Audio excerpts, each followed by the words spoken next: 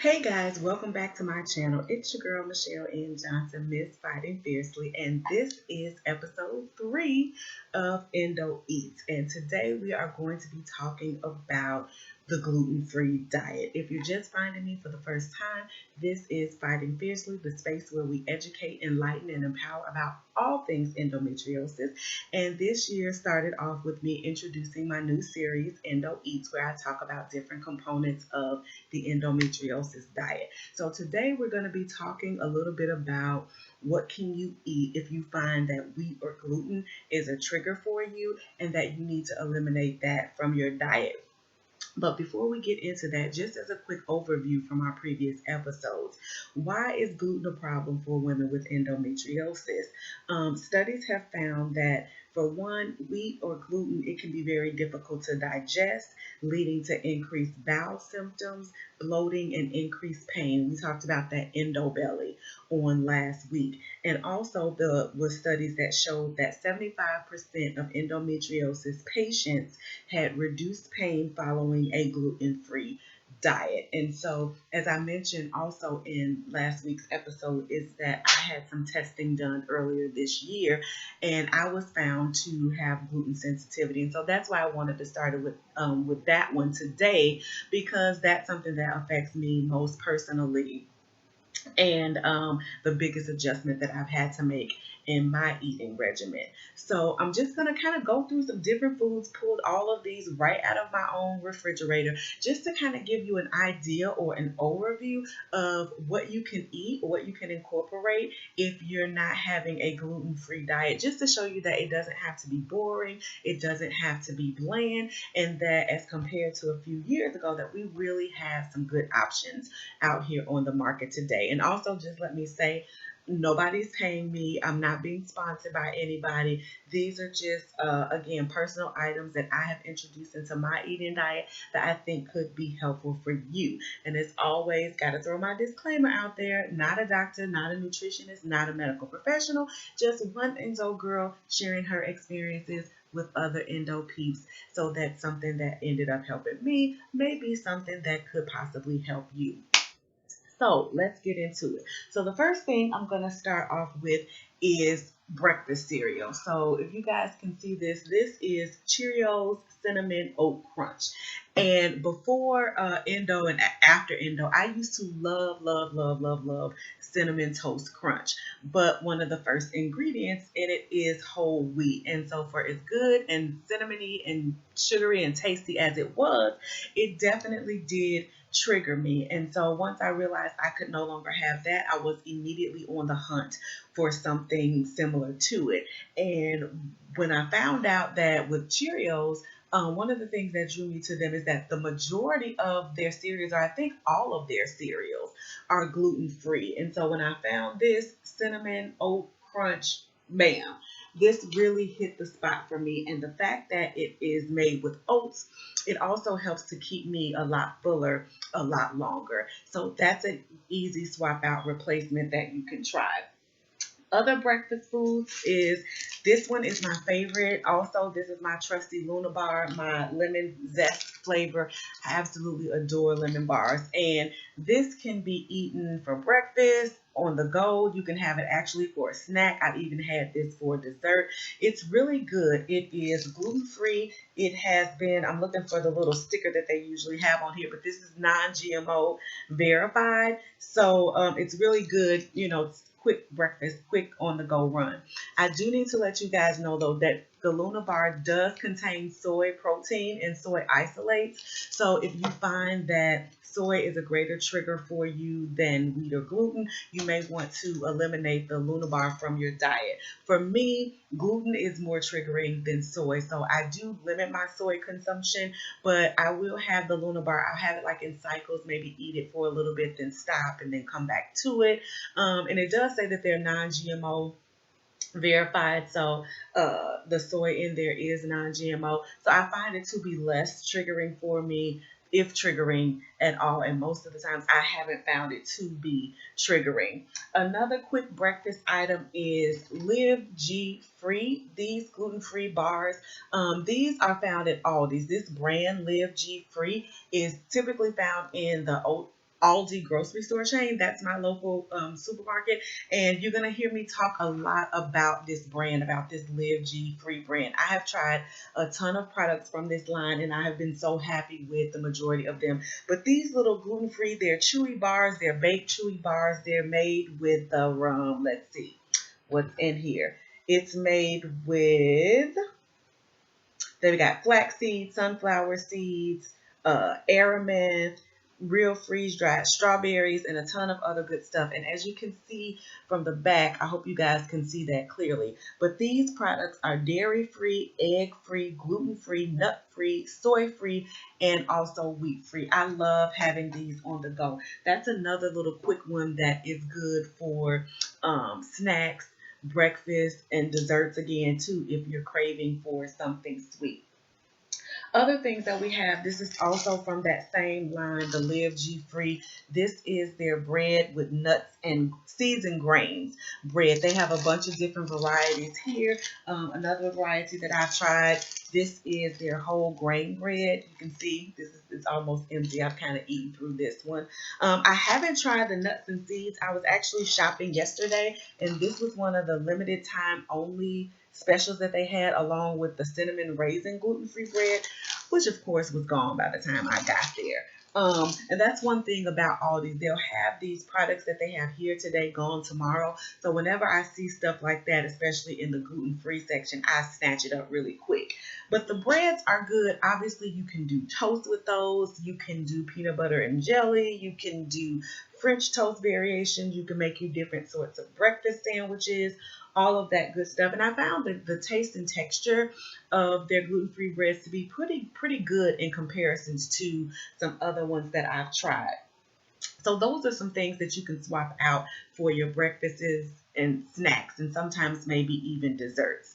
If you guys are baking your sweets, you can try gluten-free flour. This brand, Red Mill, I was just doing some search online and found that this was a pretty good brand. So this was the first brand that I picked up, and it happened to be on sale. I actually got this from Mariano's. And this is not the only brand of gluten-free flour. A lot of popular lines now have gluten-free versions. Pillsbury has an all-purpose baking flour that's gluten-free. Trader Joe's has an all-purpose gluten-free baking powder. I just grabbed this because of where I was in the store. Now with this brand, with the Red Mill brand, and this is something I didn't realize when I bought it, but after I purchased it, because some gluten-free flours can be drier or more crumblier because they don't have that binding action of the wheat or the gluten, it was recommended to purchase xanthan gum to be added to the flour. It's actually in the recommendation. I'm sorry, in the recipes on the back of the book. The back of the book. The back of the package of the flour. And as you can see, it says here that it's a gluten-free food and it's a natural thickener. And it comes in a powder. It's odorless. It's tasteless. It doesn't give any chalky aftertaste to the product. I use these over the holidays to make a gluten-free version of my second favorite dessert next to my lemon bars, my maple pecan bars. And I've got to tell you, my brothers ate them up. They loved them. They could not taste the difference. And it was only after the fact that I let them know it was gluten-free. So it came off as a hit. So maybe later I'll try some of the other gluten-free flours to see if there's any comparison or any difference in the taste or textures. But with the Red Mill brand, it went off without a hitch. So if you're a baker, you don't have to give up baking. If you're going gluten-free, you can still, just swap out a couple of ingredients and have gluten-free versions of your favorite treats where really the taste is comparable and you really don't feel like you're missing anything except the stopped up stomach and the bloat, which is one thing that I personally noticed when I was trying those products. Other products, so I'm going to bring in, so for your dinners, again, I talked about it being winter here in Chicago, comfort food season. So what is comfort food? Sorry, my xanthan gum fell on the floor. But what is comfort food season without like your rice and your beans and your potatoes, right? And we talked about last week how, white rice is, bad. It's one of the foods that should be eliminated. So typically people replace their rice with like brown rice or quinoa or airman.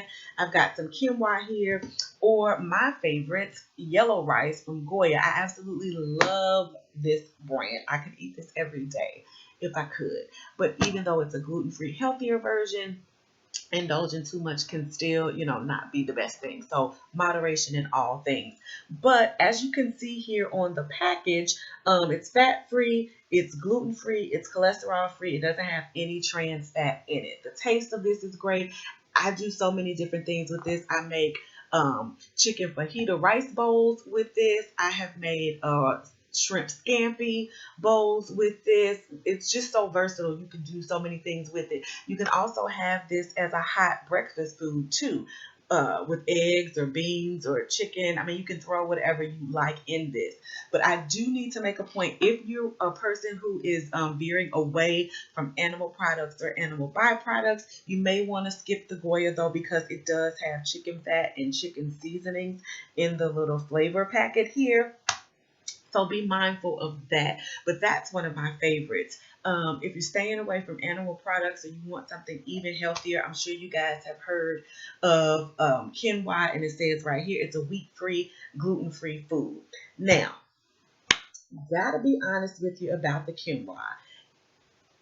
I made a post a couple of weeks ago on my Facebook page saying I have to finally face the facts that quinoa is not my ministry, y'all. It is just not. I have tried quinoa a couple different ways. I've had them in salads, which I do like. I've had them in different wraps, which I do like. I've bought different prepared versions where they have like dried tomatoes and basil and mushrooms and different flavorings in them. I've had the red quinoa, which is okay, but just overall, just eating it kind of by itself as a side dish, it just didn't resonate with me. Like I said, it wasn't horrible, but it was just okay. I couldn't see myself eating it on a regular basis, But I do have friends of mine, other endo peeps, that they eat it and they love it and they can jazz it up and, hook it up to where it's like the best thing ever. But for me, not so much. As you can see, I've eaten a little bit of it, and I probably will go ahead and finish this box out. And not saying that I won't ever buy it again, but I'll probably do my yellow rice or probably some wild rice, or black or red rice. I don't know why that always gets me tongue tied before venturing back into the quinoa. So far we've talked about some breakfast foods. We've talked about some baking ideas. We've talked about breakfast stuff that can kind of double as snack options. And so now we're moving to like our comfort food staples, our rices and our pastas, right? Pasta is another one that I absolutely love. And yeah, I know you got to eat it in moderation, whether it's gluten free or not. But I had to clutch my imaginary pearls when I first, thought about I couldn't eat any more pasta, transitioning to gluten free. But like I said, there's some great new options on the market. And the first one I want to share with you is Barilla. This is my absolute all-time favorite pasta brand. So I was over the moon when I realized that they were introducing gluten-free pastas. And when they first came out, there was just like the little bow ties and the little rotini. And then when I saw this fettuccine, I almost lost my mind. Although the texture and width of it is more like linguine to me, but they call it fettuccine. But either way, took it home, prepared it. Amazing, you guys. As many different ways and recipes you can come up with for regular pasta, you can do the same thing with this gluten-free pasta. Now, this was actually the second gluten-free pasta that I tried. The first brand that I tried was actually a brand, Target's gluten-free brand. I can't think of the name of it right now, but I'll drop it down below if you want to check it out. And it was good. It wasn't bad. I think it was made with corn and rice flour, but it did have a slight corn like aftertaste, if you will. You can kind of taste the texture, not necessarily a graininess, but the corniness, I guess you could say, of it. And the Barilla does not have this. When I was shopping yesterday in Aldi, my favorite place, I came across this brand from Live G Free gluten-free pasta. And I haven't tried it yet, but when I saw this, like the gourmet brands of the refrigerated pasta that you see in the store, I was really excited to check it out and try it and see what it will do. So once I've done that, I'll come back and make like a review for you guys, to let you know how it was. But just like most of their products, you can see here, it's gluten free, it's soy free, it's nut free, and it is wheat free. So I'm really excited about these because, as I mentioned, when you have gluten-free products, a lot of them do still contain the soy. So the fact that this is gluten-free and soy-free, and it still has that that regular pasta texture there, I'm super excited about that.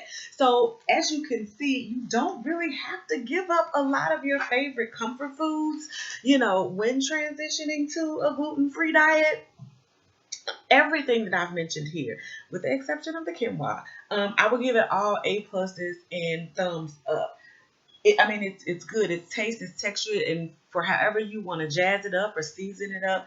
As I've mentioned before, Googling any cooking websites. Some people, like I said, go to Pinterest, even Instagram. Sometimes I'm connected to some clean eating sites on there, and they'll throw some recipes up, and I'll take them and adjust them and make them my own, and they've come out really well.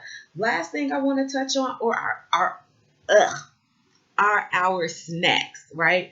Again, comfort food season. Sometimes some of us, when it's that time, we crave sweets. We crave, you know, uh, cookies or pies or whatever the case may be.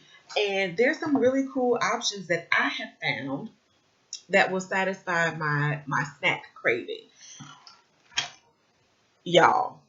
These gluten-free cinnamon snickerdoodles. First of all, if you haven't figured it out, I love cinnamon. I've got the cinnamon oat crunch cereal. I've got the cinnamon snickerdoodles. I'll put cinnamon over peanut butter, apples.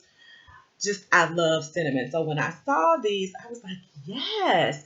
And I was really hesitant because I had not found a gluten-free, cookie up to that point that had good texture, that had good taste, that had just, a good amount of sweetness to like satisfy that craving. And these do that, and they're soft. I'm a soft cookie gal. I don't really like hard or crispy, crunchy cookies, and so these do that. Soft texture. You can even pop them in a microwave for a couple of seconds, and they are just amazing. And I did not believe that there were no eggs in here at first when I first got it, but it's cholesterol free, dairy free, egg free, gluten free, nut free, soy free, and wheat free. So if you're at Aldi's, check these out. Go online, check out this brand if there's not an Aldi's where you live, and you can see where you can get those products because they are amazing. And my last one for today, this is also an Aldi brand, Simply Nature, their organic multi-grain tortilla chips. Somewhere right here on the package, it says that they're gluten-free. Now, this particular brand is made with corn, flax seeds, brown rice, and sunflower seeds, and sprinkled with a little bit of sea salt on them. Usually, I will get their just regular gluten-free yellow tortilla chips, but I saw those yesterday. And one other thing too, I do want to point out, if you see there at the top of the package, it's non-GMO. They're the non-GMO project verified there. And snack, if you have that salty craving, sometimes we crave sugar, sometimes we crave salt. Nachos, just want to grab a quick snack of some chips and salsa or some chips and guac. I started to use those rather than wheat crackers. I put those in my chili and in my soups and in my stews. Tons of different things that you can do with those. And so, you guys, I just wanted to give you again an overview. So I hope this has been helpful. And I tried to touch on most of the major, breakfast, lunch, dinner, sweets, snacks, baking. Just again to give you an idea that there are products out there, and by no means is this anywhere near exhaustive. But just to let you know that this isn't like 5 years ago or 10 years ago where the options were really just dry and bland and tasteless. They have come a long, long way. And so you can work your way. You can navigate through an anti-inflammatory protocol, an endo diet protocol, and still have good, yummy stuff to eat, you guys. So As always, I hope that you found this video helpful. I hope that you were educated, enlightened, and empowered. I hope you found some new options, some good choices, some stuff to check out when you go to your local grocer. If you're starting an elimination diet, and you can pick these foods up to introduce. If you have a particular food item that you want me to review, or a food group or something, drop down below in the comments and let me know what you thought about this video. Did you find it helpful? And if so, be sure to share it. Like, hit that thumbs up, because YouTube is all about the thumbs up. And be sure to share this video with other endo peeps that you think can be helped by it. And let's see. That's it for episode 3, Endo Eats in the Books. And also, guys, let me know how you're liking the series so far. Next week, I think I want to do like the condiments episode. I want to talk about like oils for cooking and baking and frying, and some of the condiments that we use, and substitutions for like oils and fats and butters and sweeteners and things like that, because that's where a lot of the calories kind of sneak in on us. And not just the calories, but those trigger foods, the salts, the sugar that we don't think about when we typically think about our condiments or our sweeteners. So I'm just going to go through some of those healthier options too, and substitutions for you guys. So as always, thank you so much for tuning in. I'm really kind of digging the flow. I'm really kind of liking doing this series now. So I'm excited for how it's going to grow and evolve over the next couple episodes, and as the show continues to build. So that's it. I am your girl, Miss Fighting Fiercely, Michelle N. Johnson. If you missed the first 2 episodes of our Endo Eats, I'm going to put those links up top and down below, so you can click on those and check those out. I will see you next week with episode 4. As always, be educated, be enlightened, be empowered, and you know what it is. Keep fighting.